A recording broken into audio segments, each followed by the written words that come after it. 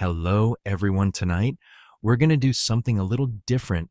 Imagine walking through a library where the dust itself feels older than time, where the air smells faintly of paper glue and forgotten hands, deep in the underground vaults of Oxford's Bodleian Library, a place that guards centuries of human thought, a manuscript once believed lost or perhaps never intended to be seen surfaces in the most unassuming way. It is not part of a catalog. It is not registered in the library's grand inventory. It arrives quietly, wrapped in parchment and string like a ghost tucked between the bones of knowledge. A murder mystery has occurred, one that no one knew had even taken place. So before you get comfortable, take a moment to like the video and subscribe if you really like what I'm doing here. And share with me in the comments where you live, what you do. Who knows, you might just find someone nearby who shares your curiosity for midnight cases like this one. Now turn off the lights, lie back on your comfy cushions, and let's get moving tonight. It begins with a box. Not a grand one, no velvet, no ornate carving, but a simple cardboard storage crate lined with dust. Archivist Eleanor Pratt finds it while clearing one of the lesser-used storage vaults. She expects to find lecture notes, perhaps an incomplete index card system, but instead she sees the spine of an unbound manuscript. The paper is thick, slightly yellowed, and the ink has faded just enough to suggest age without erasing the words. The title, handwritten on the first page, reads simply Nocturne. No author, no publication notes, just the word itself underlined, as though someone had decided in a rush that this was enough. At first, Eleanor thinks little of it. Unattributed manuscripts are common in libraries of this scale. But as she begins to skim the text, her breath catches. The narrative is startlingly vivid. It tells of a young woman wandering the cobblestone streets of Oxford in the 1960s, the way she carried her books, the dress she wore, the manner in which she looked over her shoulder, as though someone followed her. Details so precise they feel less like fiction and more like memory. Halfway through, the story shifts. The woman disappears. She is last seen near Magdalen Bridge, described in haunting prose. The river swallowed her reflection before the night could. Then silence. The chapters that follow unravel into something darker, fragmented, obsessive, as if the narrator is no longer inventing a tale, but documenting their own guilt. For Eleanor, the strangeness isn't just in the words, but in the style. She recognizes it. She is not a literary scholar, but she has spent years surrounded by books.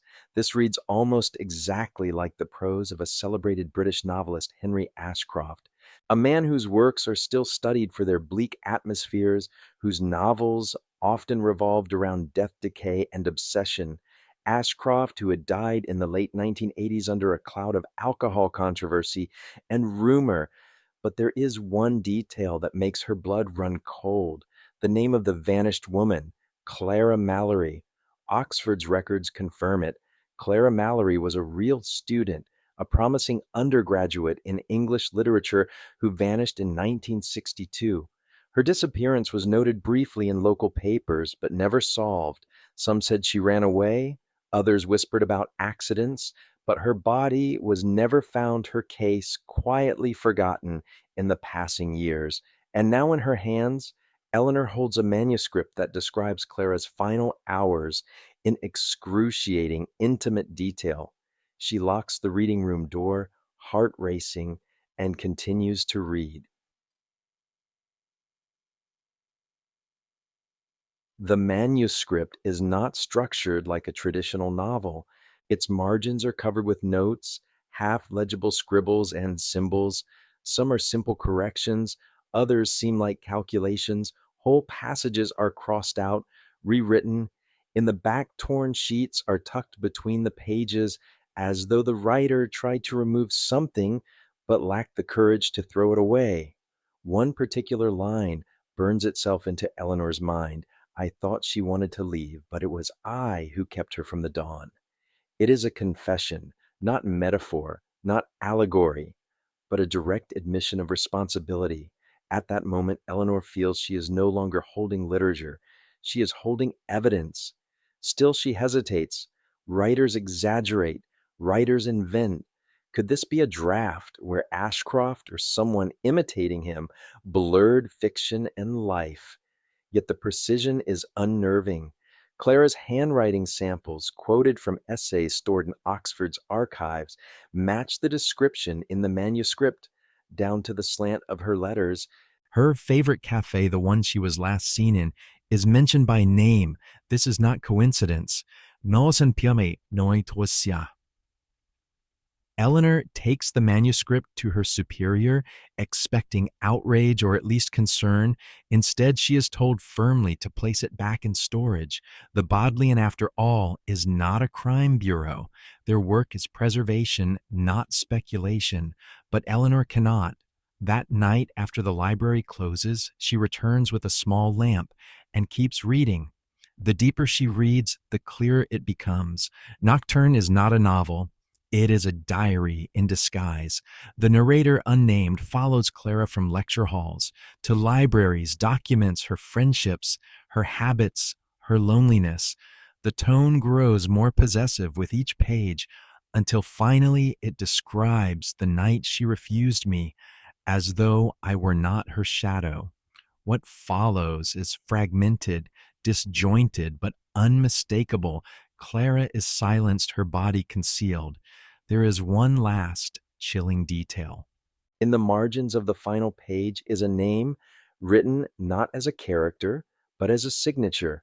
The ink is faint, but it is there, H. Ashcroft.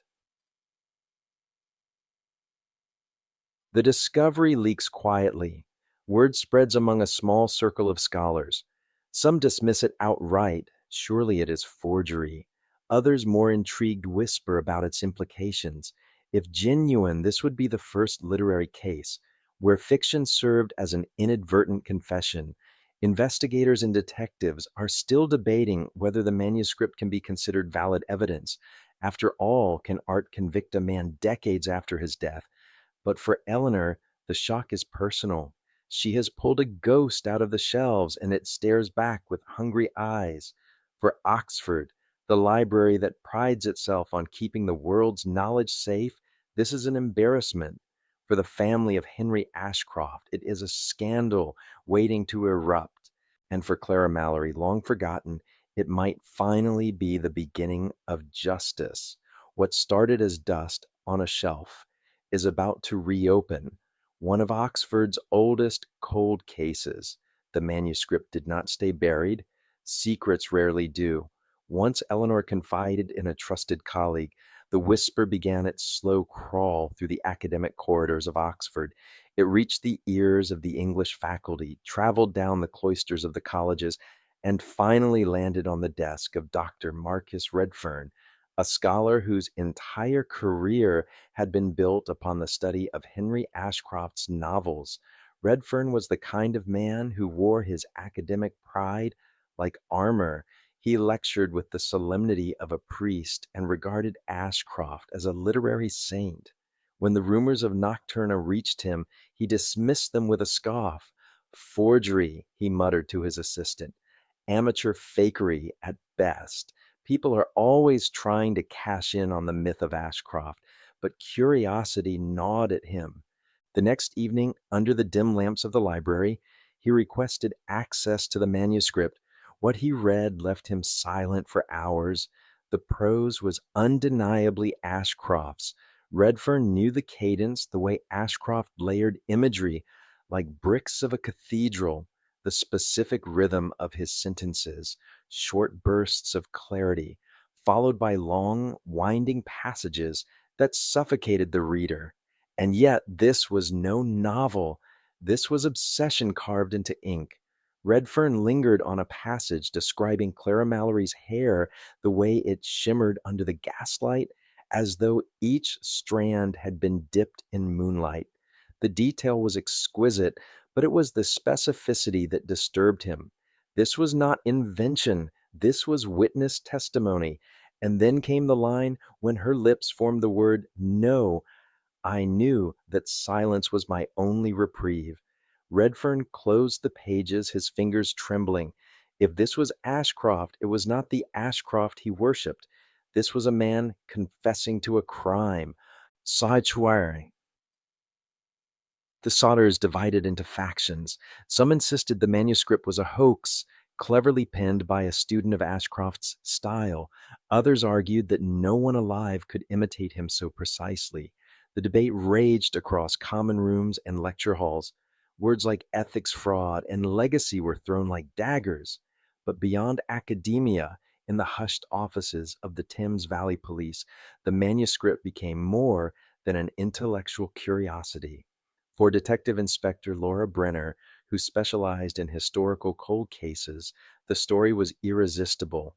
She had grown up reading Ashcroft, studied his works in her own undergraduate years. Now she sat in her office staring at photocopies of the manuscript's pages, feeling the same icy chill Eleanor Pratt had felt. Clara Mallory's disappearance had long been relegated to the archives. A single box of papers, brittle photographs, a mother's desperate letters. The official report was vague, missing presumed runaway. But in Brenner's mind, that phrase was a graveyard for truths. She pulled the case file, spread it across her desk, and compared the manuscript to the evidence. Dates matched, locations aligned, and in one passage, the writer described Clara's last known outfit in precise terms: a red cardigan with a missing button. The case notes confirmed it. Her roommate had told police the same thing in 1962. This was not coincidence. Eiderborn. Still doubt remained. Was Ashcroft truly the author? The margins of the manuscript were the key. Scrawled across the edges were shorthand symbols, cryptic notations. Some looked like editorial marks. Others resembled personal ciphers. To most readers, they were nonsense, but Redfern and later Brenner recognized them. Ashcroft was known for his marginalia. Surviving drafts of his published novels were littered with the same symbols. He once claimed in an interview that his notes were a private conversation with myself, a dialect only I could understand. The resemblance was undeniable, but one detail unsettled Brenner most.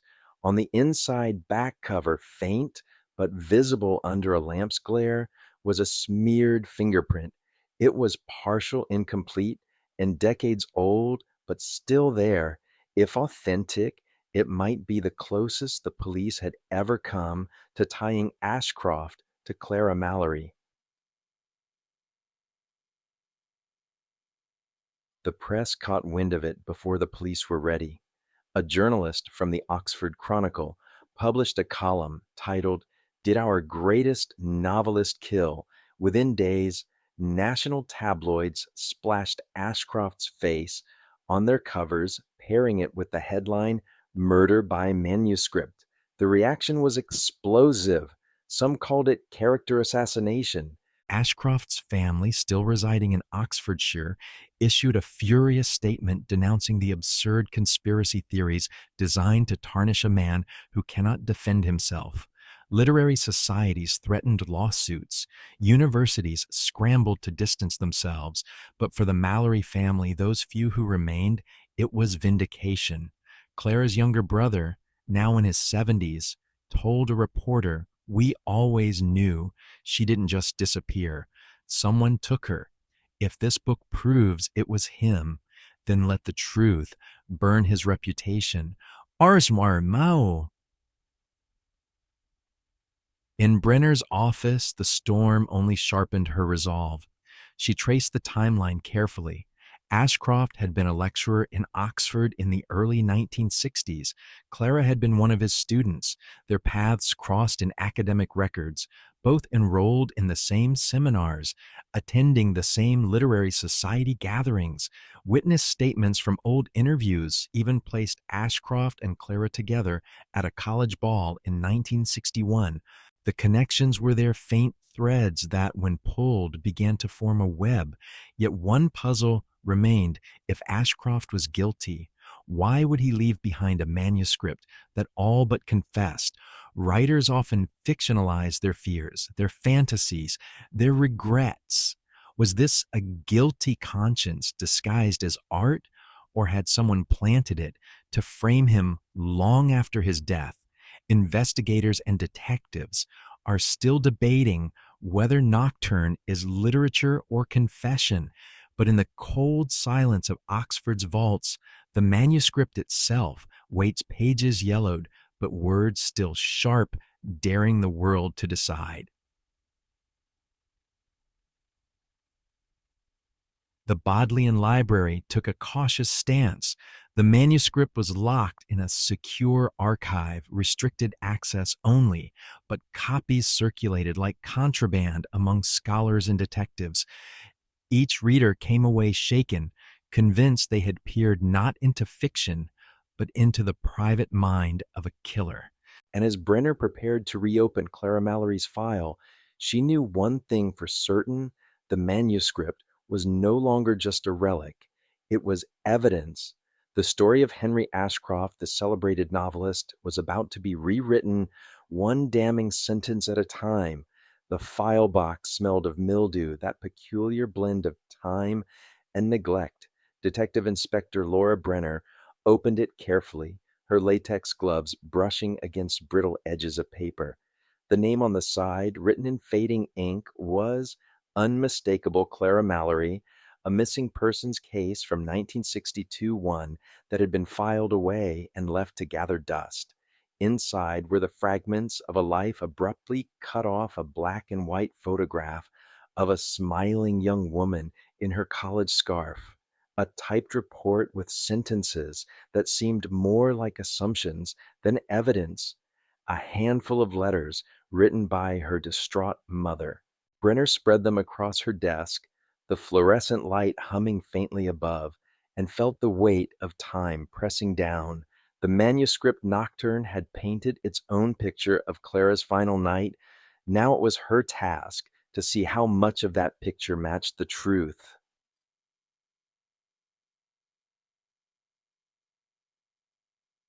The first crime scene, according to police reports, was not treated as a crime scene at all.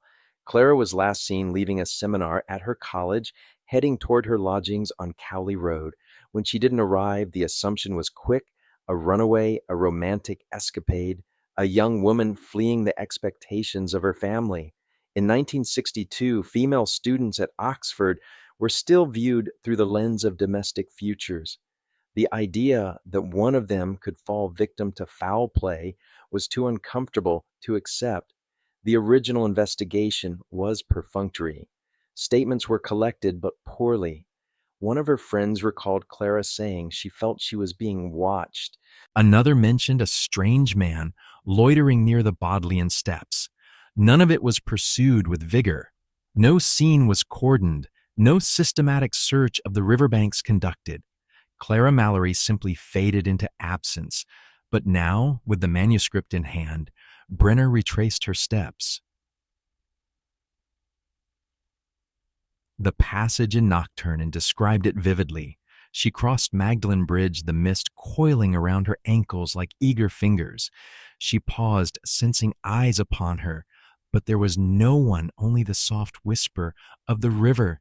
The bell of St. Mary's struck once as though to mark the end of her world. It was prose, yes, but it was also geography. The manuscript pinned her movements to a place and a time: the bridge, the mist, the toll of the bell. Brenner visited the location herself. Magdalen Bridge still carried students and tourists over the Cherwell, but beneath its arches, shadows lingered. She imagined Clara walking there, clutching her books, heart quickening at the sound of unseen footsteps. Fiction and fact blurred as she pictured the novelist's words, not as invention, but as memory.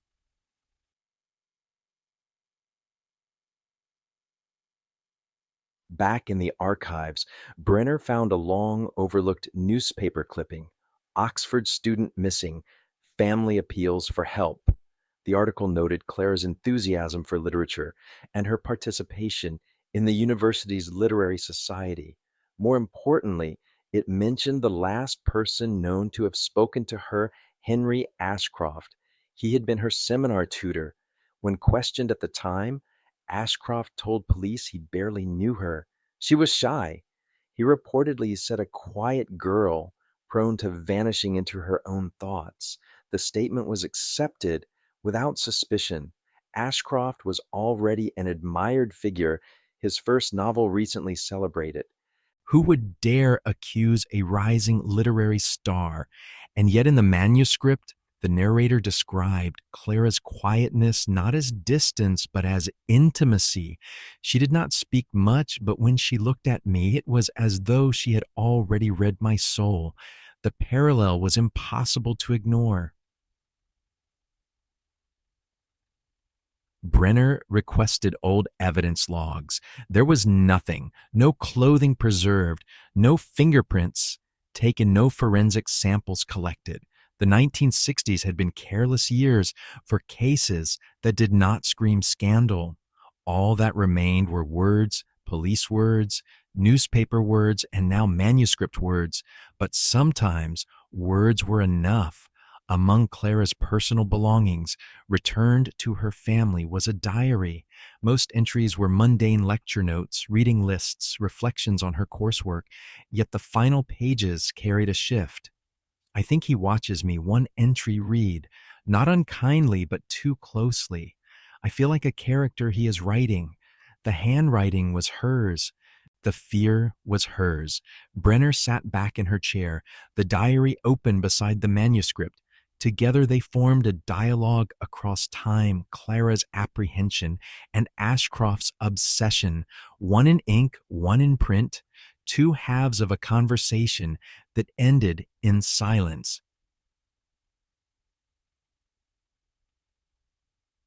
The question remained, where did the silence begin? The police file hinted at possibilities.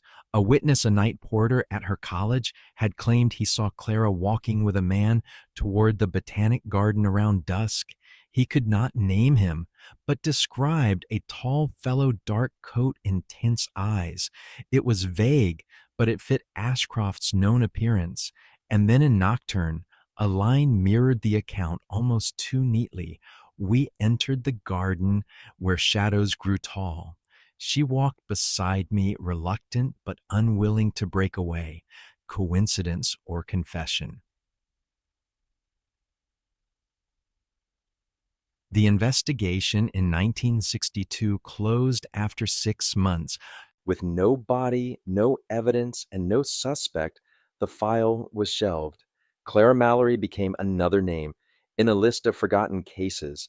Ashcroft's career soared, his novels showered with acclaim. He married, divorced, drank heavily, and died before anyone could ask him the questions that now scream from the pages of Nocturne.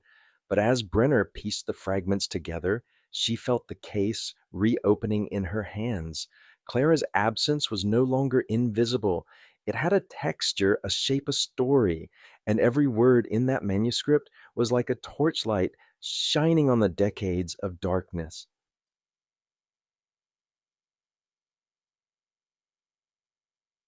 Yet a strange detail gnawed at her. The manuscript did not end with Clara's disappearance. It ended with what could only be read as disposal. The narrator wrote she would not return to the river. The river returned to her. I buried what I could not forgive. If this was memory, then Clara's body was hidden, not in the river, but somewhere the narrator chose deliberately.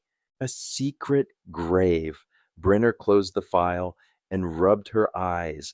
Investigators and detectives are still debating whether a piece of literature can lead to a shovel in the ground. But for her, it was the first real lead in 60 years. The first crime scene was never preserved. Now all that remained was the page, and sometimes the page is the truest witness of all. The night was thick with silence when Detective Inspector Laura Brenner returned home, the file still open in her mind. Sleep would not come. Instead, she read Nocturne again, tracing each paragraph with the patience of a cartographer charting hostile terrain. What unsettled her most was not the romanticized imagery, nor even the striking parallels with Clara's diary entries. It was the precision. The novel mentioned times, locations, movements, all delivered through prose that might pass as literary flourish, but under scrutiny resembled something more clinical a record. Sigh. The next morning, Brenner carried the manuscript into the university library archives, seeking confirmation. She laid the typescript against a table strewn with old maps of Oxford from 1962. To her astonishment, each setting described in Nocturne matched the city's geography of that year, not as it was remembered decades later, but as it existed then. The narrator described the garden wall, broken where ivy falls thick, offering a secret gate. Archive photographs confirmed it. The Botanic Gardens north wall had indeed collapsed during the winter of 1961 and was not repaired until late 1963. Few would have known or remembered that detail. In another passage, the manuscript placed Clara by the abandoned boathouse on Christchurch Meadow, where boards creaked like bones under her step. Brenner checked. There had been a derelict boathouse on that meadow in 1962, demolished shortly after. Its brief existence had been all but erased, except in the archives and apparently in the manuscript. This was no mere artistic reconstruction. These were footprints.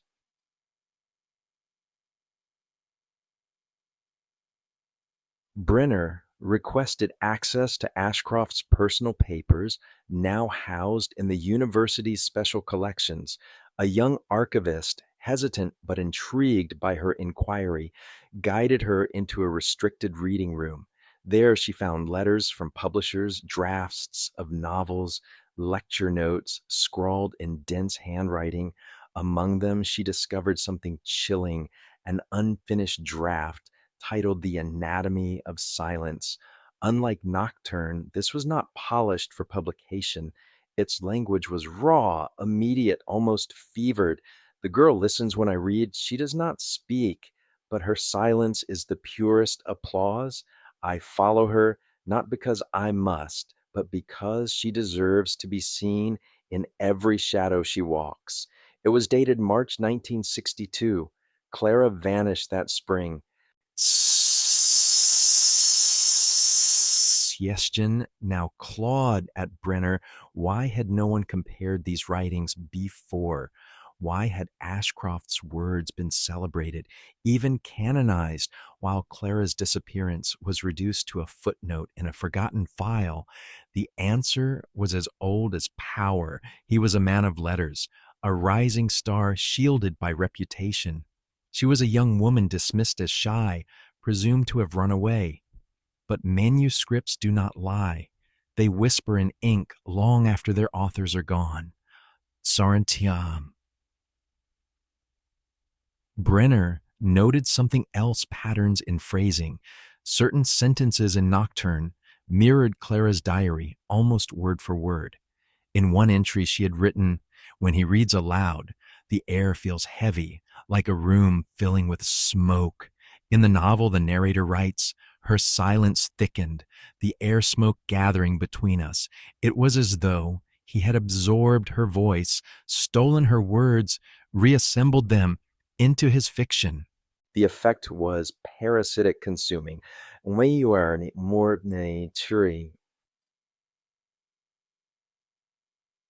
At night, Brenner laid out photographs of Ashcroft from the 1960s beside passages from his drafts. His intense eyes, captured in grainy black and white portraits, seemed to echo the witness description from the porter. The pieces fit too neatly, but the law required more than echoes and ink. She needed evidence. She needed a body. Her instincts sharpened on one line that returned to her again and again. She would not return to the river. The river returned to her. I buried what I could not forgive. It was not metaphor, it was direction. Brenner mapped the possible burial sites based on Ashcroft's known haunts: the Botanic Garden, the meadow near the boathouse, the riverbanks beyond Magdalen Bridge, areas once unlit, secluded, long since altered by development. She knew the chances were slim, but she also knew this killers reveal themselves in repetition. The more she read, the clearer it became that Nocturne was not just a novel, it was a confession, and Clara Mallory's silence was beginning to speak.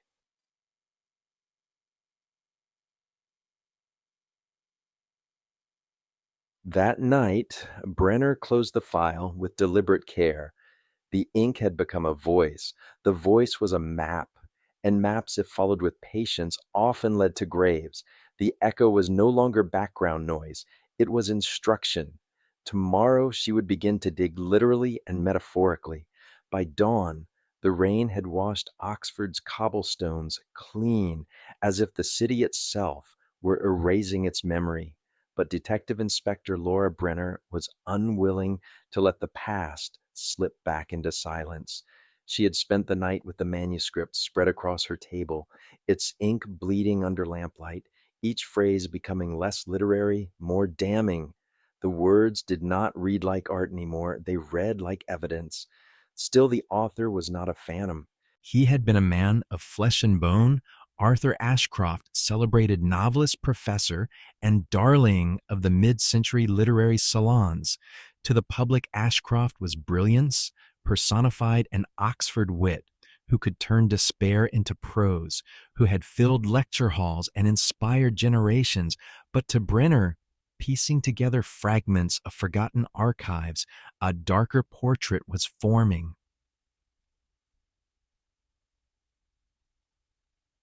She began with the simplest question: who was Arthur Ashcroft? The answer lay buried in biographies that tiptoed around inconvenient truths. Ashcroft had grown up the son of a barrister, his childhood privileged yet cold. Classmates remembered him as aloof, more at ease with books than with people. At Cambridge, his talent for mimicry was noticed early. He could adopt another's voice, absorb their cadences, and reproduce them with unsettling accuracy. Admirers called it genius. Detractors whispered plagiarist. In the 1950s, his first novel won acclaim for its raw honesty, though letters from contemporaries suggested much of it drew heavily from the diaries of a woman he had courted. She disappeared from records soon after. No one asked questions. It was the way of things. Then the men ascended, the women faded into silence. By the early 1960s, Ashcroft had entrenched himself in Oxford's intellectual elite. Photographs from that era showed him in tailored suits, a cigarette always poised between long fingers, eyes shadowed by thought, or perhaps something less benign. Brenner sat with a retired lecturer who had once taught alongside Ashcroft. The man, frail but sharp, recalled dinners at Ashcroft's home. He was magnetic. People clung to his words, though he rarely revealed anything of himself. He listened more than he spoke. And when you left, you realized your stories no longer belonged to you. They belonged to him. That observation gnawed at Brenner. It aligned with Clara Mallory's diary entries, the way her words appeared reforged in his fiction. Had Ashcroft harvested not only her silence, but her language, her very self?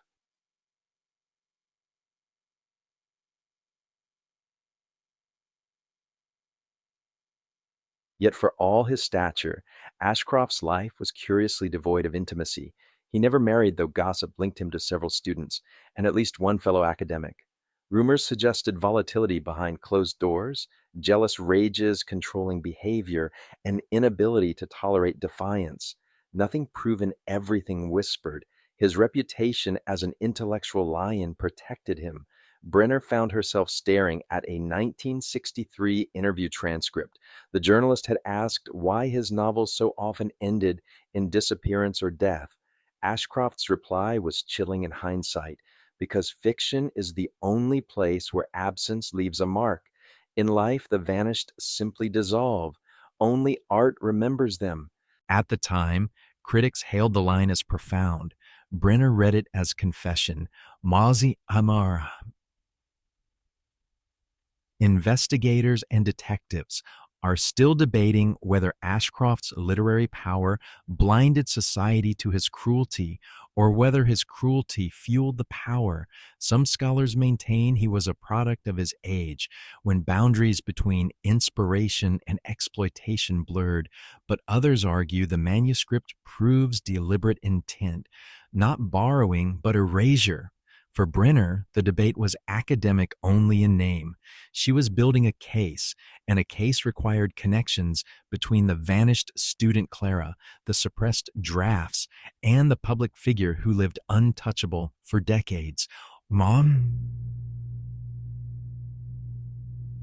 Her next lead came from an unexpected corner, the memoir of a publisher who had worked with Ashcroft. In a single offhand passage, the publisher recalled an incident where Ashcroft delivered a manuscript late, claiming he'd been indisposed after a troubling night near the river. The year was 1962. Cross referenced with the draft of The Anatomy of Silence, dated March of that same year, the line felt like a crack in the facade. The troubling night, the river, the silence. Brenner felt the net tightening. But what unsettled her most was not the evidence itself, it was the shadows that clung to Ashcroft's memory. Even now in death, he remained shielded by reverence. His novels lined university syllabi, his portrait hung in the Bodleian. To accuse him was to accuse Oxford itself of complicity. Still, she could not ignore the manuscript's whisper. She would not return to the river. The river returned to her. The shadowed author had left his trace, and Brenner determined would follow it into the dark. The cafe on Broad Street was quiet that morning, the rain-streaked windows blurring the outlines of passing bicycles and black gowns. Detective Inspector Laura Brenner sat opposite Margaret Ellison, once a rising poet and now a retired schoolteacher. Her thin hands clutched the teacup as though it might steady her. "You want to know about Arthur?" Margaret said, not quite a question. "They all do eventually, but none of them want to hear the answer." Brenner listened. The woman's voice trembled with age, but carried a sharpness honed long ago. Margaret had moved in Ashcroft's circle during the early 1960s, when literary salons thrived in smoke-filled rooms and reputations were made over whiskey and wit. She had seen him up close, his charm, his cruelty, his hunger. "He could make you feel luminous," she said, "as though every thought you had was worth gold, simply because he noticed it. But he was a thief of souls. He would take your words, your gestures, your secrets, and turn them into fiction, and when the story was told, you were emptied, discarded." Brenner let silence hang before asking, "And Clara Mallory, did you know her?" Margaret's gaze drifted to the window. "Yes, she came once or twice. Shy, but clever. He noticed her. That was enough." The literary circle was a constellation of egos orbiting Ashcroft. Brenner tracked them down one by one. Professor Henry Vale, a critic, remembered arguments over plagiarism, but dismissed them at the time as artistic borrowing. He recalled Ashcroft's obsession with the idea of the muse that must be silenced, a phrase that chilled Brenner when set against Clara's disappearance. Another voice emerged in an old interview with Simon Keene, a rival novelist. Arthur had a cruel streak, Keene had said. If he wanted you diminished, he'd humiliate you publicly. Once he mocked a young woman at a gathering until she fled in tears. He enjoyed that power. It fed him. Brenner began to see the pattern. The circle protected him. Even as they whispered, they were intoxicated by proximity to his brilliance, complicit in their silence. In a dusty archive, Brenner uncovered a photograph of one such gathering. A crowded room, glasses raised smoke curling above laughing faces. At the center, Ashcroft's eyes, glinting like a man already writing the scene in his head. Beside him, a figure partially blurred, Clara Mallory. Her expression was wary, as though she already understood her place was less guest than quarry. The photograph shook Brenner. It was the first tangible connection between Clara and Ashcroft, proof that their paths had crossed beyond mere speculation. Maar Nornisint. She pressed further. Old letters revealed more. A fragment from Margaret Ellison's correspondence read, Arthur's fascination with the girl unsettles me. She is too young, too quiet. He circles her like a hawk. I fear she will not escape unscathed. Why had no one acted then? The answer returned again and again, fear. Ashcroft's influence was vast, his reputation untouchable. To speak against him was to invite ruin.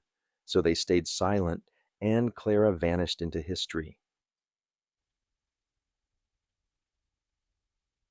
Investigators and detectives are still debating whether Ashcroft's literary circle knowingly concealed the truth or whether they convinced themselves the rumors were mere gossip. Some argue they were victims of his manipulation, others that they were accomplices in his myth-making. Brenner saw it differently. Silence was a choice. Silence was complicity.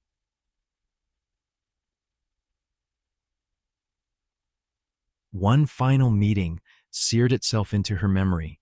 She found Peter Langford, once Ashcroft's editor, now an old man in a nursing home. His voice was thin, but his memory surprisingly intact. He brought me the manuscript Langford whispered, the one you have now. I read it and I knew it was no novel. It was confession, but what was I to do? He was my author, my career. If I exposed him, I was finished. His eyes filled with shame, so I locked it away. I told myself it was fiction, but I knew. God help me, I knew. Brenner left him with the rain, lashing the windows, the words echoing in her mind. The circle was broken now, its secrets spilling into the open. Ashcroft's brilliance was rotting from within, and the silence that had protected him for decades was collapsing under the weight of truth. Back in her flat, Brenner spread the evidence across the table, letters, photographs, confessions, whispered decades too late. And at the center, always the manuscript, its ink thick with absence. Clara Mallory had walked into that circle of light and never walked out. The circle had watched, and the circle had turned away. Her name was Clara Mallory. Until now, she had been little more than a shadow in faded diaries and blurred photographs. But Detective Inspector Laura Brenner understood that to solve a mystery, one must first give the vanished back their chasse. So she began to reconstruct Clara, not as a victim, but as a woman who once lived, breathed, and dared to dream. In Oxford's ancient streets, Clara was 20 years old in 1962, a student of English literature at St. Hilda's College. She came from Devon, the daughter of a schoolmaster and a mother who wrote poetry that never saw print. In letters preserved by her family, Clara's handwriting was precise, almost architectural. She wrote of her love for books, her awe of the Bodleian Library, her desire to publish one day under her own name, but beneath the optimism ran notes of unease. A diary entry from February 1962 read, He notices me when others do not. At first it felt flattering, but now it weighs heavy. His eyes linger too long. I cannot tell if it is admiration or ownership. She did not name him. She didn't have to. Brenner walked the same paths Clara once had the cloisters of St. Hilda's, the stone steps worn thin by centuries of feet, the narrow alleys that cut like veins through Oxford's heart. She imagined Clara carrying books across the courtyard, pausing by the river where willows trailed their fingers in the water, ordinary moments invisible in their time, but now imbued with unbearable weight. Friends remembered Clara as quiet, reserved, yet fiercely intelligent. One interviewed in 1963 but never followed up had said she wanted to be heard, but not in the way others were. She wanted her words, not her face, to be remembered. Instead, it was her silence that endured. Charles and Poor. The night she disappeared was warm for March. Witnesses recalled a gathering at a tutor's house where Clara was present. Accounts varied. Some said she left early. Others claimed they saw her speaking with Ashcroft by the gate. At midnight, she was seen walking near Magdalen Bridge, her figure lit by the lamps, her notebook clutched to her chest. After that, nothing. Her family reported her missing the next morning. The police search was perfunctory. The assumption was swift. Clara had run away, perhaps eloped, perhaps unable to endure academic pressure. Young women disappeared often enough, and in 1962, society rarely paused to ask why. The case was filed, then forgotten. Yet the record showed details that resonated with Ashcroft's manuscript. In one police note, an officer wrote, "Rumors suggest she was last seen in company of a man known to the literary set, unsubstantiated. No further inquiry made. The man's name was redacted in the surviving file, but Brenner could guess. In Clara's notebook recovered from her lodgings, the final entry read, 'He says absence makes art, but I fear absence only makes silence. Tonight I will not follow. Tonight I will resist.' There was no entry after that." Investigators and detectives are still debating whether Clara resisted and paid with her life, or whether she trusted Ashcroft one final time. Scholars argue over the nuances of her last words, some calling them metaphor, others warning that to dismiss them is to repeat history's erasure. Brenner felt no such ambiguity. Clara had been marked, and Ashcroft's manuscript was no fiction. It was the echo of her last night, written by the man who silenced her.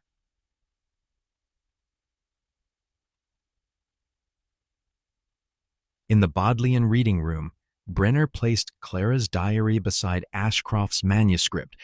The juxtaposition was almost unbearable. Where Clara wrote of fear, he wrote of fascination. Where she pleaded for freedom, he described possession. Side by side, it was no longer literature. It was dialogue between predator and prey.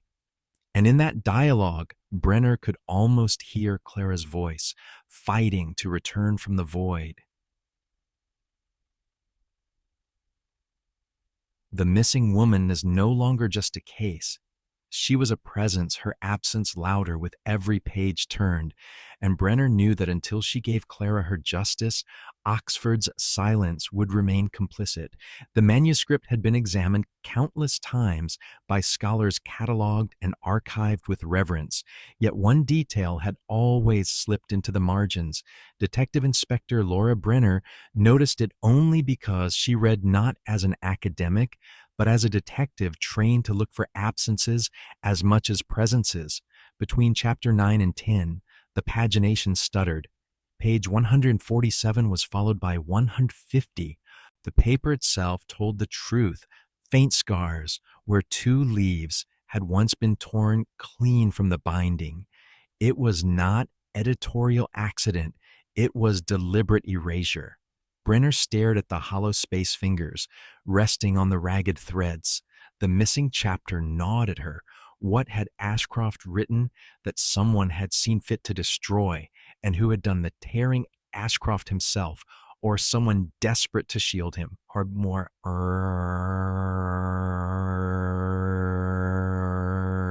At first glance, the loss seemed irreparable, but paper does not forget so easily. On the adjoining page, faint shadows of graphite bled through. Someone had made notes in pencil, later rubbed away, leaving ghosts across the fibers. Brenner ordered ultraviolet scanning. When the results returned, she felt her pulse quicken. The erased words bloomed like bruises under the light. Cottage, hedge of yew, cellar beneath, coordinates cloaked as description. The suppressed chapter had not been imagination, it had been geography. Brenner traced the reference. The Oxfordshire Archives recorded a small property, once belonging to Ashcroft's uncle, a cottage abandoned after the war, located just beyond the village of Iffley. The structure had fallen into ruin. By the late 1960s, its existence nearly forgotten, except in land deeds and fading maps. The language in the erased pencil notes matched Ashcroft's own hand, a looping flourish on the C and a sharp hook in the G. There was no doubt he had marked it himself. The discovery haunted Brenner. She read aloud from Clara's diary, then from Ashcroft's draft, comparing line for line. Clara, he speaks of a room without windows, where words will never leave. Ashcroft, her silence was perfect in the earth-walled chamber where even echoes refused to linger. The room without windows, the cellar beneath. Brenner pressed her palms against the table to steady herself. The suppressed chapter was not metaphor, it was location. She consulted with Dr. Harding, a forensic linguist, who confirmed her suspicion. This isn't merely creative, he said, it's evidentiary. Ashcroft encoded reality in prose. Writers often recycle details, but here we see specificity, architectural terms, environmental markers. He was documenting, not imagining. Investigators and detectives are still debating whether Ashcroft meant to hide the truth or to flaunt it, daring posterity to discover his guilt. Some call it hubris, others self-destruction. Brenner saw only intent. He had left breadcrumbs perhaps to immortalize his crime in the only medium he valued: words. She pulled property records, photographs, aerial surveys. There it was, the ruins of a cottage, cloaked in ivy, little more than a stone husk now. Local records noted a collapsed cellar. No one had excavated, no one had cared. Brenner closed the file with a decisive snap. The missing chapter had given her what decades of silence had denied a direction. That night, in her flat, she laid the erased words beside Clara's final diary entry. Tonight I will not follow. Tonight I will resist. Her silence was perfect in the earth-walled chamber. The juxtaposition was unbearable, but it told the truth. Clara had resisted, Ashcroft had silenced her, and the cottage waited still, its cellar sealed with the weight of time. The suppressed chapter was no longer absent. It was a summons, and Brenner knew where she must go. The road to Iffley narrowed until it was barely more than a thread of asphalt unraveling between hedgerows swollen with nettles and briar. Detective Inspector Laura Brenner drove slowly, the muted rumble of the car's engine, a solitary sound in a countryside otherwise swallowed by silence. She had studied the maps for hours before setting out. Every detail was etched into her mind: the bend where the road veered west, the disused footpath that cut through the meadow, the grove of yew trees shielding the ruins. Her breath fogged the windshield as twilight folded across the horizon, the kind of fading light that once gave poets inspiration and gave detectives dread. The ruins appeared without warning, half hidden behind the hedge. The cottage was no more than a broken spine of stone, its chimney leaning like a sentinel, its roof long collapsed. Ivy climbed across the surviving walls, dark veins against pale limestone. To the untrained eye, it was picturesque ruin. To Brenner, it was a stage built for silence. She parked at the verge, boots crunching on gravel as she stepped out. The air was damp, thick with the earthy perfume of moss and rotting leaves. Every sense sharpened, as if the cottage exhaled a warning. Her flashlight swept across the interior. The wooden beams had rotted to splinters. The hearth was blackened with soot, frozen in time, and shards of pottery poked from the soil like bones. But it was the floor that drew her. The flagstones were uneven. Some fractured one corner, sunk lower than the rest. Brenner knelt, running her hand across the stone. The edges were not worn by centuries, but pride, disturbed. She fetched a pry bar from her kit. The first stone-resisted groaned, then lifted, revealing blackness beneath. The cellar.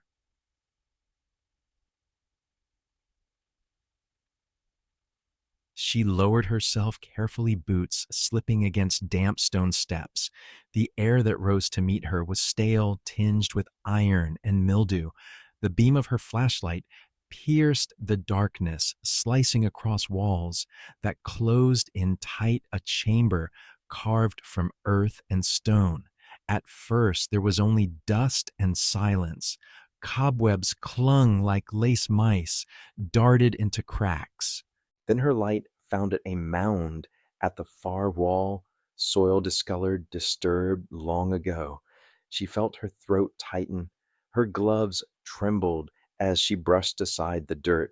Beneath the surface fragments emerged a leather shoe, brittle with age, a rusted clasp, shreds of fabric faded beyond recognition, and then pale and unmistakable, the curve of bone. Brenner froze her breath shallow. She whispered into her recorder, possible human remains located, female garment fragments present, location consistent with Ashcroft's property records and erased manuscript notes. Each word was cold, clinical, but her chest burned with something hotter, rage, sorrow, vindication. Clara's voice echoed in her mind. A room without windows where words will never leave. Clara had never left. She had been sealed in silence. Brenner did not disturb the grave further. Forensics would do that carefully, respectfully. But she continued her sweep of the chamber. On the opposite wall, her light caught scratches in the stone. She leaned close, heart pounding. They were words carved with something sharp, letters etched in desperation. He writes me into silence. Brenner staggered back, one hand gripping the damp wall. Clara had fought to leave her truth not only in her diary, but here in the earth. The words cut across decades, reaching her now demanding witness. Above, the night deepened. The wind funneled through the broken chimney, carrying faint notes like a moan. Brenner ascended the cellar's darkness, pressing against her spine until she broke into open air. She drew deep gulps, the world spinning. In the distance, the yew trees swayed black against the silvered sky. She thought of Ashcroft walking these same grounds, confident his secret lay sealed forever. His arrogance had been his mistake. He had believed words could be controlled, erased, suppressed, but words had endured in diaries, in manuscripts, in the very stone.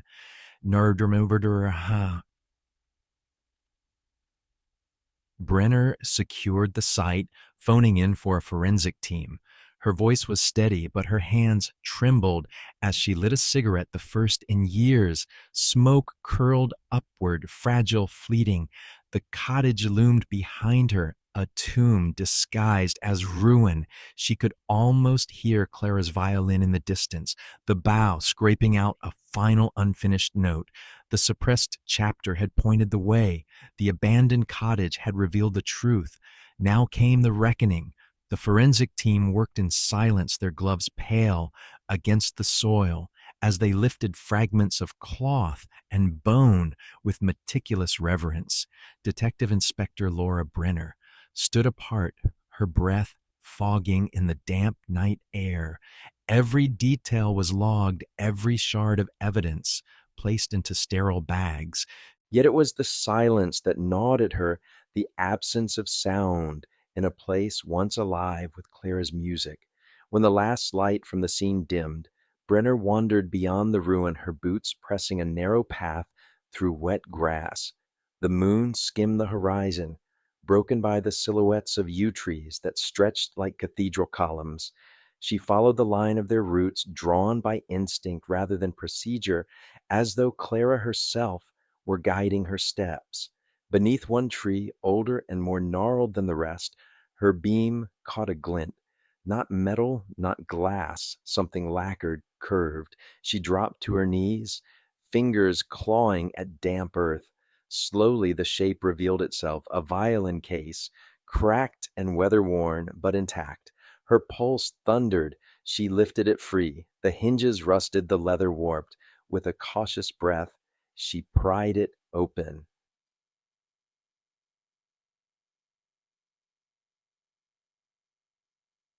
Inside lay Clara's violin. The wood was dulled by age, strings slack bridge broken, yet the instrument exhaled something undeniable, a presence as alive as bone. Her fingertips hovered reluctant to touch. This was not evidence, it was testimony, but it was the bow that caught her eye. A length of horsehair still clung, but the wood had been etched. Lines scored into its surface, uneven, but deliberate like notation, carved by a desperate hand. Brenner leaned closer. They were not random scratches. They were bars, musical bars, notes inscribed in a code of curves and stems, primitive but precise. Joasima noa sak wisitter your age story. She carried the case back to her car, setting it gently in the back seat as if Clara herself were resting there. At the station, under the sterile glare of evidence lamps, she transcribed the marks onto staff paper. The pattern resolved into a sequence, an odd minor key progression, fractured, almost dissonant. When she played the notes on a piano in the corner of the room, the sound was ghostly, halting, uncertain, but unmistakably intentional. Her colleague Sergeant Mills frowned. It doesn't sound like a melody, more like coordinates. Brenner stared at him. He wasn't wrong. The jumps between notes weren't fluid. They were rigid, mathematical, numbers hidden in sound. Ma mershima. She returned to the score, assigning each note a value. Slowly, painfully, a pattern emerged, pairs of numbers corresponding not to rhythm, but to letters. The music was a cipher. Letter by letter, it spelled a message.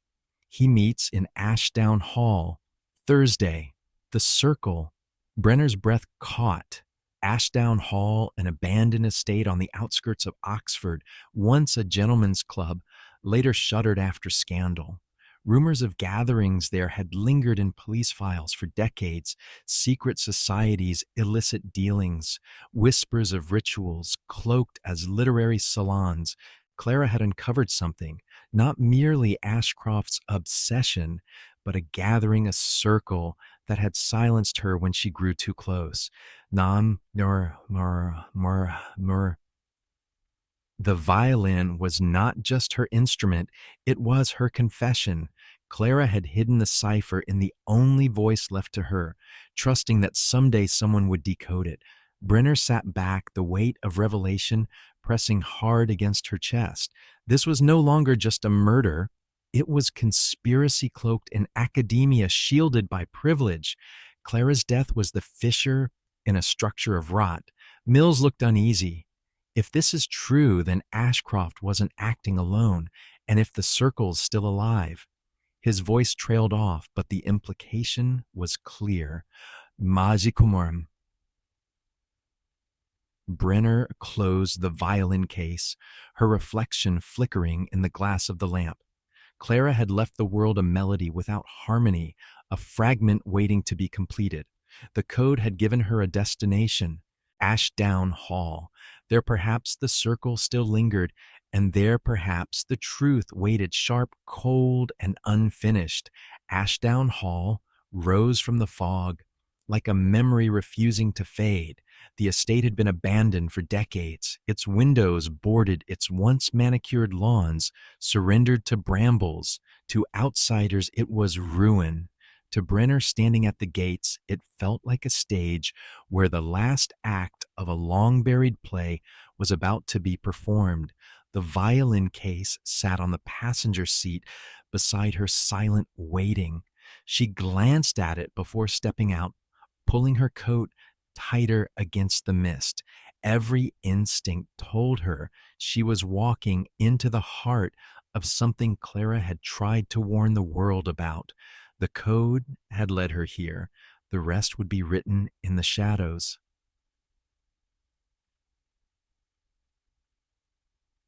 Inside, the air was heavy with damp and neglect. Her flashlight revealed flaking wallpaper chandeliers collapsed to the floor corridors, thick with dust. Yet the ruin was deceptive.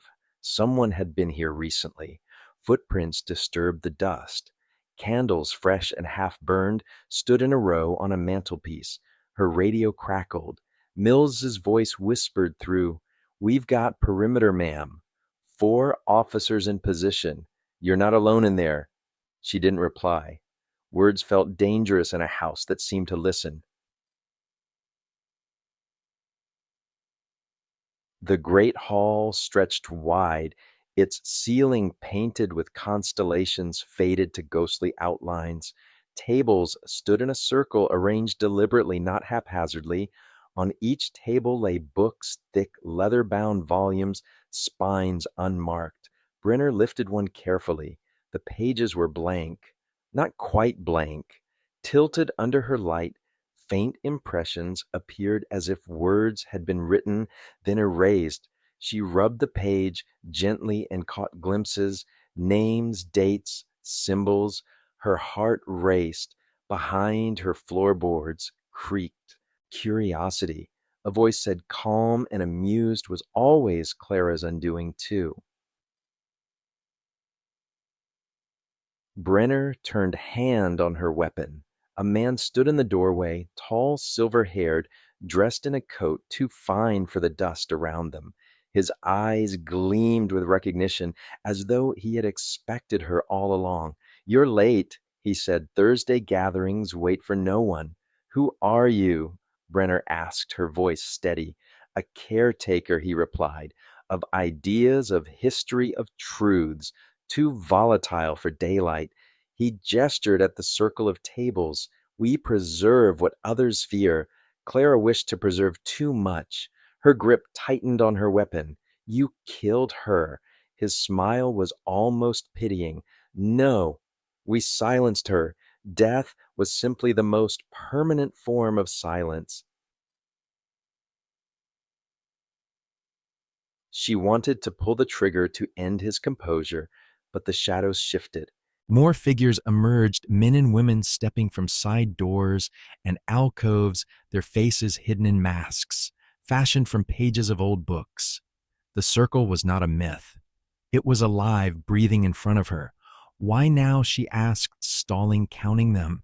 6, 7 more behind. Why leave her body in the ground and her violin in the earth? Because stories are only dangerous when they're finished. The silver-haired man said, "We leave fragments, hints, enough to confuse, never enough to reveal." Until you, detective, insisted on finishing what should have remained incomplete. Her radio crackled again. Faint but urgent man movement outside. Multiple, the signal cut. Static swallowed Mills's voice. The silver-haired man spread his arms as if conducting an orchestra. "You've brought witnesses. How thoughtful. History loves an audience." Brenner's mind raced. The violin case. She had brought it inside. Clara's last weapon. She moved quickly, setting it on the nearest table, flicking the clasps open. "What is this?" the man asked, brows furrowing. Her voice, Brenner said, "And I think you've silenced it long enough." She drew the bow with its etched cipher. holding it high for the circle to see. This is how she exposed you. Music, a code you didn't understand. She left it for someone like me. The man's mask of calm cracked just slightly. A flicker of recognition passed through his eyes, followed by something darker fear. You have no idea what you're holding, he said. Then show me, Brenner replied. The hall seemed a pulse. Shadows gathered. The circle leaned closer. For the first time in decades, Clara's melody was about to be played.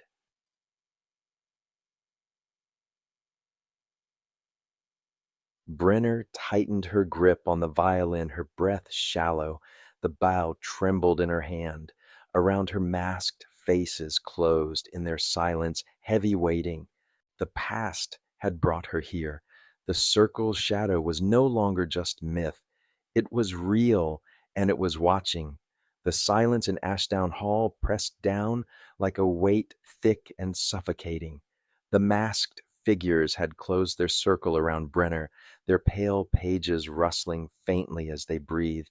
In the center, the violin case lay open, its contents gleaming under her flashlight beam like relics from a forgotten chapel. Clara's violin scarred but intact, the bow etched with the cipher. Together, they were more than evidence. They were Clara's voice waiting. Brenner's fingers trembled as she lifted the instrument. The strings were brittle, their tone uncertain, but she cradled it the way Clara once had bow, poised in her right hand. The circle leaned forward in unison, an audience of predators disguised as scholars. You can't possibly mean to play that, the silver-haired man murmured, his tone amused but wary. I don't mean to, Brenner said softly. I have to. And with that, she drew the bow.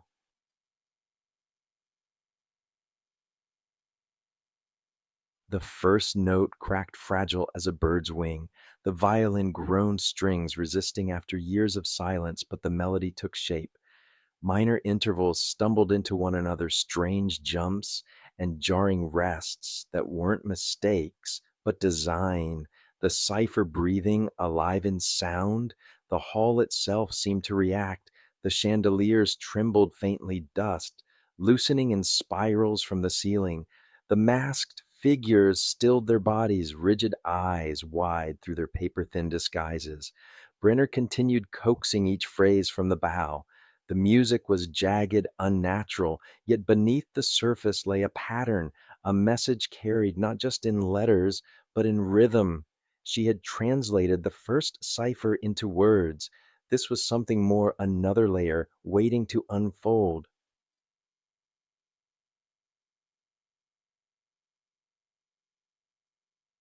Clara had carved the truth into melody. Each rise and fall of pitch marked not just letters, but coordinates, dates, confessions hidden in plain sound.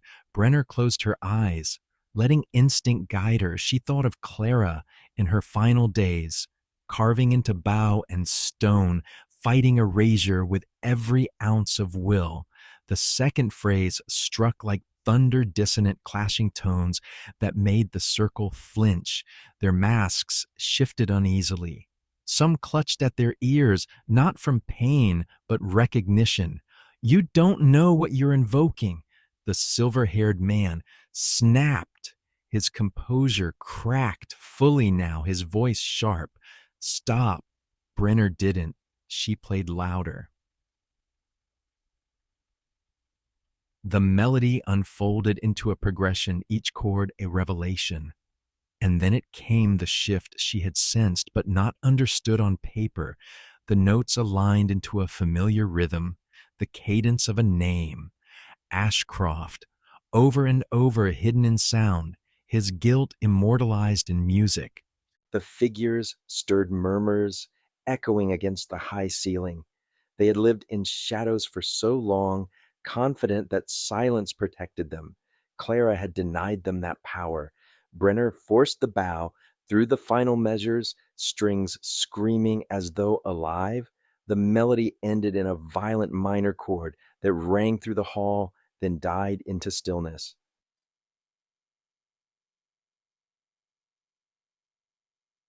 The silence that followed was different, not suffocating, not heavy. It was fractured, broken by the echo of truth. You see, Brenner said, voice shaking but strong. You tried to erase her. You buried her words, her body, her voice, but you failed. Even now, decades later, Clara speaks through this violin. She names you. She exposes you. The silver haired man's jaw clenched, his mask slipping from his hand. His face was pale, drawn tight with rage. You don't understand what we preserve.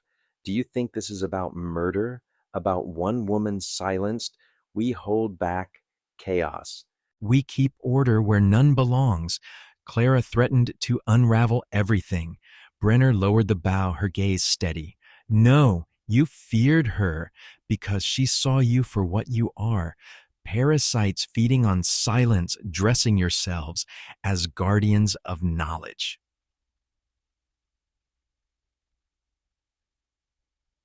For the first time, the circle broke. One masked figure backed away, then another, their steps uneven. Fear had entered them like water through cracks in stone. The melody had exposed fissures they could not hide. The silver-haired man raised his voice desperate. Do not falter. The circle stands because we choose silence. Without it, we collapse. But collapse had already begun.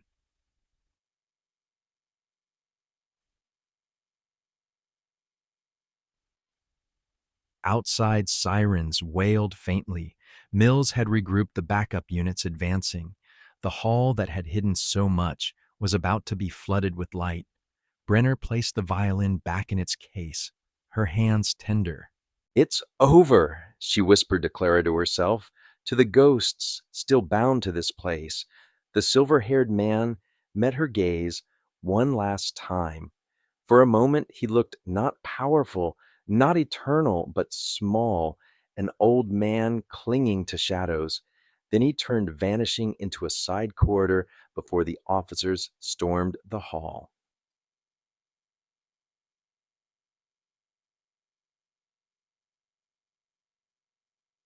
As the masked figures were detained, their disguises stripped away, Brenner stood in the center of the circle. She felt the weight of the violin case in her hands, but also a strange lightness, as if the hall itself exhaled after decades of holding its breath. Clara's melody had been played, the truth had been heard, and the silence was finally broken. Ashdown Hall was no longer silent. The crack of boots echoed against its marble floors as police officers flooded through the shattered doors. Radios hissed, handcuffs clicked, and masked figures were dragged from the shadows where they had once reigned. The old estate long, a cathedral of secrecy, now burned with fluorescent light and the blunt force of authority. Detective Inspector Laura Brenner stood at the center, still clutching Clara's violin case. Around her, centuries of dust swirled under the glare of torches and the movement of uniforms. She should have felt triumph relief even. Instead, unease rooted itself deeper with every passing second. The silver-haired man was gone. He had slipped through a side corridor before the first officer breached his absence as sharp as a wound. No amount of radio calls or search patterns revealed him. His absence was not an escape. It was a message the circle was never just a gathering in a hall. It was wider, older, and it had contingency plans. By morning, Ashdown Hall was swarmed. Forensic tents sprouted across the grounds, journalists swarmed the gates, and officials with clipped accents debated jurisdiction. The discovery of human remains at the cottage, combined with the arrest of prominent academics and former civil servants, made headlines that spread like fire. Secret society exposed, decades of silence shattered, Oxford Circle linked to murder cover up. Brenner read the headlines with a hollow stare. What the public consumed as spectacle was for her something more fragile, Clara's truth at last breaking the surface. Yet with every headline, She knew the circle's survivors, those not caught, those still cloaked in anonymity, were already reshaping the story, bending it back to their advantage. In the station briefing room, Mills slid a file across the table. Names, addresses, bank records. The ones we pulled last night are small fish. Lecturers, archivists, ex clerks. They'll talk, but they'll only lead us in circles. Brenner flipped through the papers. Blank accounts, coded letters, photographs of gatherings where faces blurred deliberately at the edges. It was evidence, but evidence curated by the circle itself. They left it for us to find, she said flatly. Every page, every clue, they controlled it. We've walked into a narrative they wrote years ago. Mills frowned. Then what was Clara's melody for Brenner? Looked at the violin case resting against the wall, not just to name Ashcroft, not just to expose them. It was to remind us that truth survives even when they try to bury it. The melody wasn't meant to destroy them, it was meant to outlive them. The collapse came quickly. Parliament demanded explanations. University boards held emergency sessions. Donations were frozen, grants withdrawn. Ashdown Hall, once ignored as ruin, was seized as evidence, its walls dismantled for hidden rooms and archives. But as the edifice of secrecy cracked, Brenner saw something darker. Beneath scapegoats offered stories rewritten. The academics arrested were paraded as masterminds, their mugshots plastered across front pages. The silver haired man's name was never mentioned. His absence became another silence, one too deep for the papers to fill. Brenner knew better. The collapse was not victory, it was controlled demolition. The circle had sacrificed its outer layer, ensuring its core endured. At night, she sat alone with Clara's violin tracing the grooves on the bow. The music lingered in her mind, each note heavy with warning. Clara had exposed one gathering, one hall, one group of faces, but the melody hinted at more, a pattern repeating societies hidden in universities, churches, governments. Investigators and detectives are still debating whether Clara intended the melody as a complete map or merely a spark. Some argue the cipher ended with Ashdown Hall. Others insist it points to deeper networks still waiting to be uncovered. Brenner believed the latter. She had looked into the silver haired man's eyes and seen not fear, but patience. He had lost one battle, not the war. The collapse brought questions Brenner couldn't answer. Reporters demanded the story. Families of missing women came forward asking if their daughters, their sisters had suffered the same fate as Clara. Politicians whispered about cover ups stretching back decades. Each day, the weight of expectation grew heavier, and through it all, Brenner returned to Clara's words carved in stone. He writes me into silence. Not anymore, Brenner thought.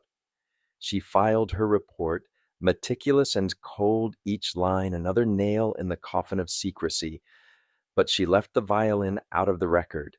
Some truths weren't meant for the bureaucracy of evidence. Some truths were too fragile to survive the machine of justice. Clara's voice belonged elsewhere in memory, in story, in melody.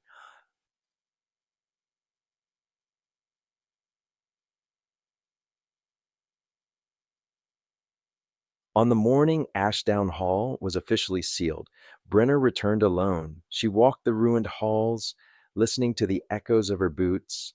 Dust still hung in the air.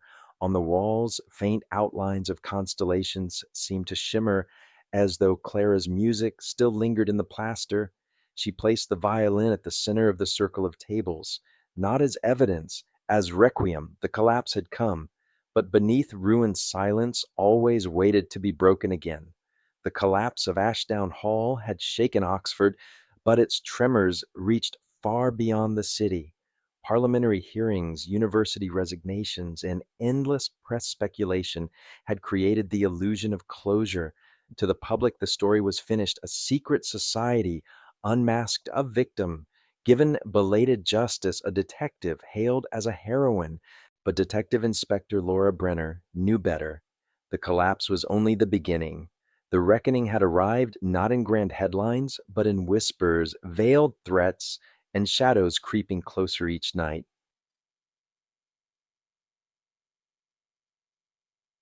It began with silence. Mills was reassigned to an unrelated case with no explanation. The forensic reports from the cottage disappeared into review and never resurfaced. Files Brenner had compiled were redacted without her knowledge, names blacked out until even she struggled to follow the trail she had built. When she pressed her superiors, their eyes slid away. "You've done enough," Brenner once said softly. "Let it go for your own good, for her own good." She had heard those words before, spoken in another century, to Clara, urging her to stop digging, silence disguised as kindness. Nam. Her flat was no longer a refuge. Letters arrived, slipped beneath the door, their paper-heavy ink sharp and deliberate. We endure, we watch, play no further. One evening she found her books rearranged, not stolen, but shifted titles, placed in patterns she hadn't chosen. The circle had touched her space, reminding her of their reach. She slept with her weapon close her dreams, crowded by the jagged melody she had played in Ashdown Hall. The music looped endlessly, but now it carried voices Clara's whisper, braided with others, women she didn't know, all pleading for release. The reckoning wasn't just external, it was personal. Clara's violin still rested in Brenner's possession, tucked inside its case at her bedside. She hadn't told evidence control. She hadn't filed it. Each night she debated whether she had become as complicit as those who once hid it away. But when she lifted it, when she drew the bow across its strings, she knew the truth. The violin was not evidence. It was memory, a testament, and memory belonged to the living. Still doubt gnawed. Was she protecting Clara's voice or hoarding it for herself, unwilling to let the past go? On a rain-slick evening, Brenner was called to testify before a closed committee. Men in suits, polished and unyielding, asked questions framed like accusations. Why had she pursued Clara's diary? Why had she acted without clearance at the cottage? Why had she endangered her team inside Ashdown Hall? Each question was a knife angled at her credibility. Each answer she gave was twisted back. Finally, one man leaned forward. "Detective Inspector Brenner," he said with quiet menace, "do you believe there is still a circle? Do you believe it survives?" Her throat tightened. The answer was yes. Every instinct screamed it, but she saw in their eyes that any affirmation would be catalogued as paranoia, used to bury her testimony alongside Clara's melody. So she chose silence. The committee closed their files with satisfaction.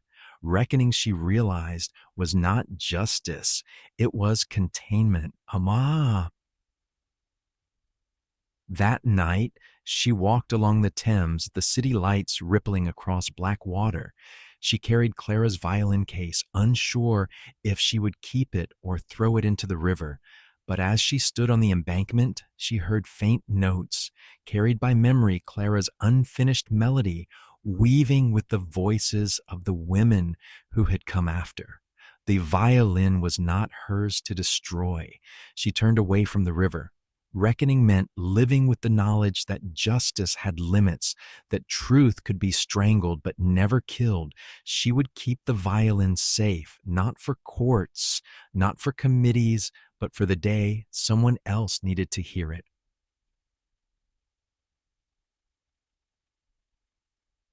The circle had survived. She felt its gaze in the empty street, saw its hand in the rearranged files, smelled its breath in every official who told her to move on. But Clara's truth had cracked it. The melody had wounded it. And Brenner, carrying that melody forward, knew the reckoning was not finished, not for her, not for them. Winter descended quietly over Oxford, shrouding the city in a muted frost. The newspapers had long since moved on.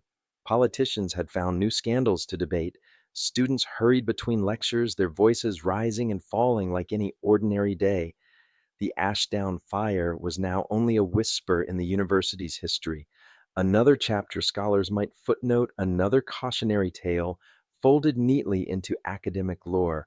But for Detective Inspector Laura Brenner, silence was not the same as closure.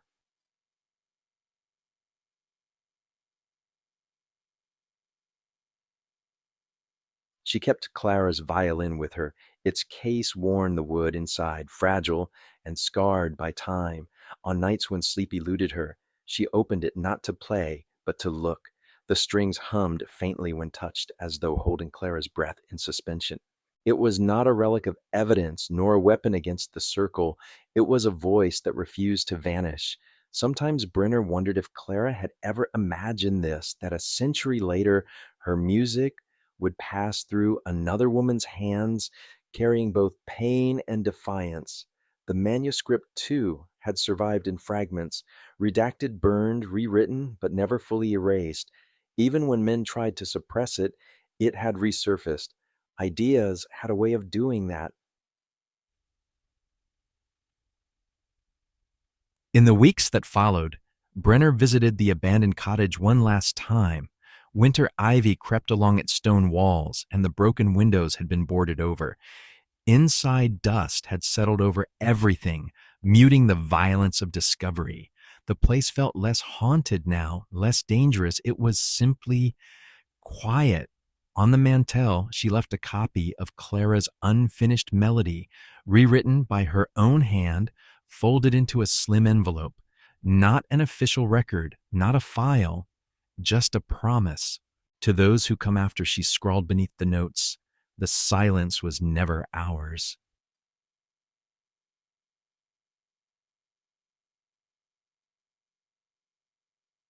The circle had not disappeared. She knew that. She saw its shadow in the way files still went missing, in the caution of colleagues who avoided her eyes, in the empty politeness of officials who urged her to take early leave. They had lost a battle at Ashdown Hall, but their reach remained, and yet Brenner also knew something had shifted.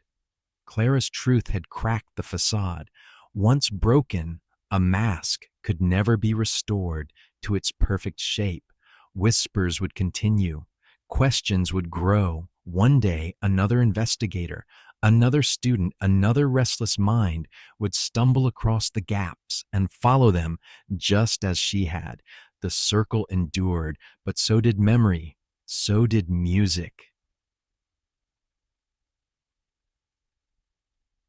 On her final night with the case, Brenner stood again by the Thames.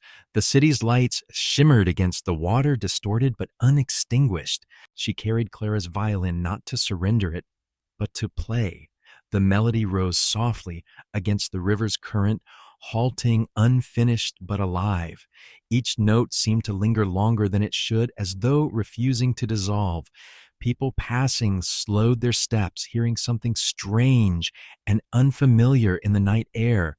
The music was incomplete, but so was justice. Both demanded listeners willing to hear what had been hidden. As the last note faded, Brenner closed the violin case gently. She did not smile, but her breath eased. The case was not over, not truly, but perhaps it was not hers to finish. She had carried Clara's voice forward. That was enough. In the silence that followed, she realized silence itself could be rewritten. Not absence, not erasure, but space left open for someone else to speak. And so the melody lived on.